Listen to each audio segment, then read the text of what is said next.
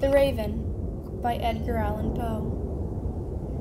Once upon a midnight dreary, while I pondered, weak and weary, over many a quaint and curious volume of forgotten lore, while I nodded, nearly napping, suddenly there came a tapping, as of someone gently rapping at my chamber door.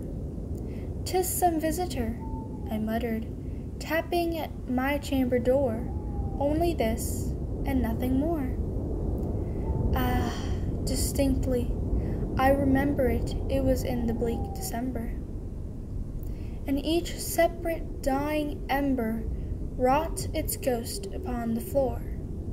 Eagerly I wished the morrow, vainly I had sought to borrow from my book surcease of sorrow for the lost Lenore, for the rare and radiant maiden whom the angels name Lenore, nameless here for evermore. And the silken, sad, uncertain rustling of each purple curtain thrilled me, filled me with fantastic terrors never felt before, so that now, to still the beating of my heart, I stood repeating, "'Tis some visitor entreating entrance at my chamber door, some late visitor entreating entrance at my chamber door. This is it, and nothing more." Presently my soul grew stronger, hesitating then no longer.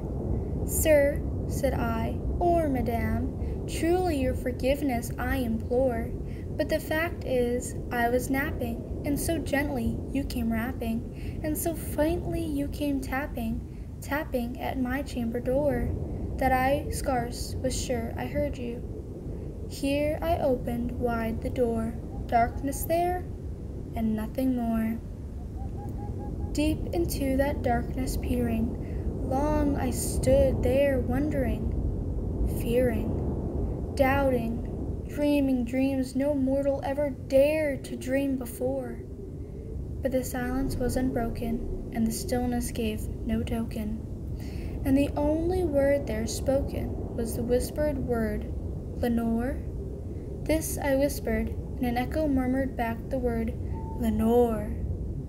Merely this, and nothing more. Back into the chamber turning, all my soul within me burning, soon again I heard a tapping, somewhat louder than before. "Surely," said I, "surely that is something at my window lattice. Let me see, then, what thereat is, and this mystery explore. Let my heart be still a moment and this mystery explore. 'Tis the wind, and nothing more." Open here I flung the shutter, when with many a flirt and flutter, and there stepped a stately raven and the saintly days of yore. Not the least obeisance made he, not a minute stopped or stayed he, but with mien of lord or lady perched above my chamber door, perched upon a bust of Pallas just above my chamber door, perched and sat, and nothing more. Then this ebony bird beguiling my sad fancy into smiling, by the grave and stern decorum of the countenance it wore. "Though thy crest be shorn and shaven, thou," I said, "art sure no craven, ghastly, grim, and ancient raven wandering from the nightly shore. Tell me what the lordly name is on the night's Plutonian shore." Quoth the raven, "Nevermore." Much I marveled this ungainly fowl to hear discourse so plainly, though its answer little meaning, little relevancy bore. For we cannot help agreeing that no living human being ever yet was blessed with seeing bird above his chamber door, bird or beast upon the sculptured bust above his chamber door, with such name as Nevermore. But the raven, sitting lonely on the placid bust, spoke only, That one word, as if his soul in that one word he did outpour. Nothing farther than he uttered, not a feather than he fluttered.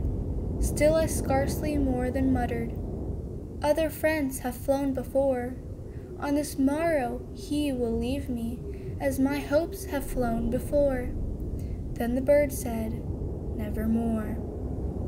Startled at the stillness broken by replies so aptly spoken, doubtless, said I, what it utters is its only stock and store, caught from some unhappy master, whom unmerciful disaster followed fast and followed faster, till his songs one burden bore, till the dirges of his hope that melancholy burden bore, of never, nevermore.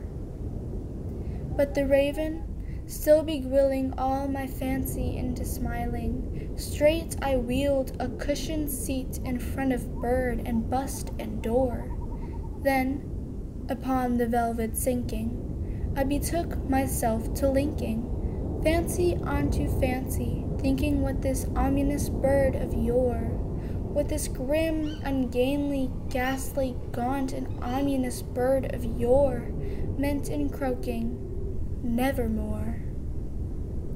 This I sat, engaged in guessing, but no syllable expressing, to the fowl whose fiery eyes now burned into my bosom's core.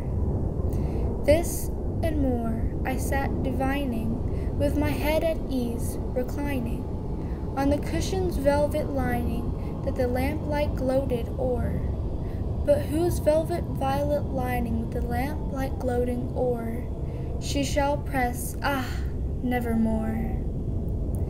Then methought the air grew denser, perfumed from an unseen censer, swung by seraphim whose footfalls tinkled on the toughened floor.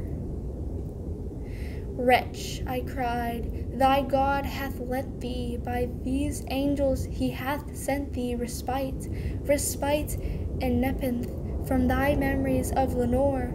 Quaff, oh quaff this kind nepenthe, and forgot this lost Lenore. Quoth the raven, nevermore. Prophet, said I, thing of evil, prophet still, if bird or devil, whether tempter sent, or whether tempest tossed thee here ashore, desolate yet all undaunted, on this desert land enchanted, on this home by horror haunted. Tell me truly, I implore, is there balm in Gilead? Tell me, I implore. Quoth by raven, nevermore.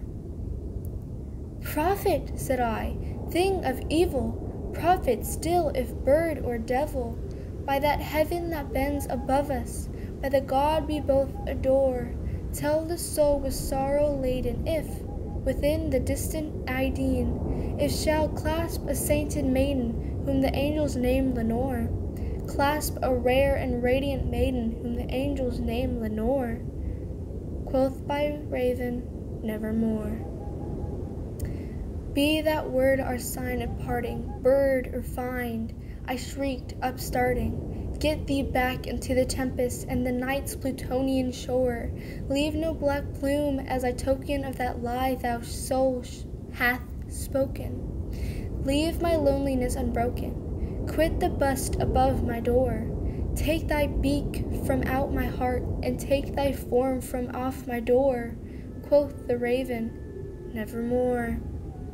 And the raven, never flitting, still is sitting on the pallid bust of Pallas just above my chamber door, and his eyes have all the seeming of a demon's that is dreaming, and the lamplight o'er him streaming throws his shadow on the floor, and my soul from out that shadow that lies floating on the floor shall be lifted nevermore.